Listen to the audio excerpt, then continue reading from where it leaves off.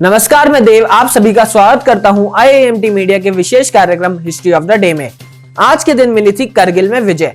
Tiger हिल पर लहराया था तिरंगा। 26 जुलाई 1999 को भारतीय सैनिकों ने पाकिस्तानी घुसपैठियों को खदेड़कर करगिल में टाइगर हिल पर तिरंगा लहराया था। तब से ये दिन करगिल विजय दिवस के रूप में मनाया जाता है और देश अपने उन वीर सैनिकों को याद करता है जिन्होंने अपनी जान की परवाह किए बिना मातृभूमि की रक्षा की थी। करगिल युद्ध लगभग 60 दिनों तक चला था और इसमें भारत की विजय हुई थी। भारत सरकार ने ऑपरेशन विजय के लिए करीब 2 लाख सैनिकों को करगिल भेजा था। इस युद्ध में 527 सैनिकों ने अपने जीवन का बलिदान दिया था। कलकत्ता में आज के दिन हुई थी इंडियन नेशनल एसोसिएशन की स्थापना। सुरेंद्रनाथ बनर्जी ने 26 जुलाई 1876 को आनंद मोहन बोस के साथ मिलकर कलकत्ता में इंडियन नेशनल एसोसिएशन की स्थापना की थी। यह भारत की प्रथम राष्ट्रवादी संस्था थी।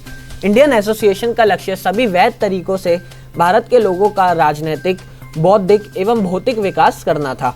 इस संस्था ने भारत के सभी भागों के शिक्षित एवं समाज में काम करने वाले लोगों को आकर्षित किया और देश की स्वतंत्रता की आकांक्षा रखने वालों के लिए एक महत्वपूर्ण मंच बन गई। आगे चलकर इंडियन एसोसिएशन भारतीय राष्ट्रीय कांग्रेस में विलीन हो गई। छत्रपति साहूजी महाराज का आज के दिन हुआ था जन्म। छत्रपति साहूजी महाराज का जन्म 26 जुलाई 1874 को हुआ था। छत्रपति साहू महाराज ने राजा होते हुए भी दलित और शोषित वर्गों के कष्टों को समझा और सदैव उनसे निकटता बनाए रखी। उन्होंने दलित बच्चों को मुफ्त शिक्षा प्रदान करने की प्रक्रिया शुरू की और गरीब छात्रों के लिए छात्रावास स्थापित किए। साहूजी महाराज के शासन के दौरान बाल विवाह पर सख्ती से प्रतिबंधित लगाया गया और अंतर जातीय विवाह और विधवा पुनर्विवाह को समर्थन दिया गया। छत्रपति साहूजी महाराज ने बाबा साहेब भीमराव अंबेडकर को उच्च शिक्षा के लिए विलायत भेजने में अहम भूमिका अदा की थी। इसके साथ ही डॉक्टर भीमराव अंबेडकर के समाचार पत्र मूक नायक के प्रकाशन में भी सहायता की थी। आज के दिन मालदीव को मिली थी ब्रिटेन से आजादी। मालदीव 1887 से 25 जुलाई 1965 तक ब्रिटिश संरक्षण में रहा। मालदीव को आजादी 26 जुलाई 1965 को मिली थी।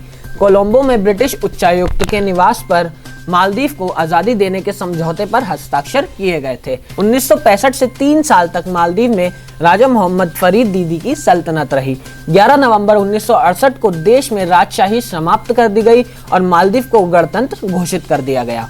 मालदीव को सबसे पहले मान्यता भारत ने दी। सदियों से धार्मिक और सांस्कृतिक तौर पर मालदीव भारत के करीब रहा है।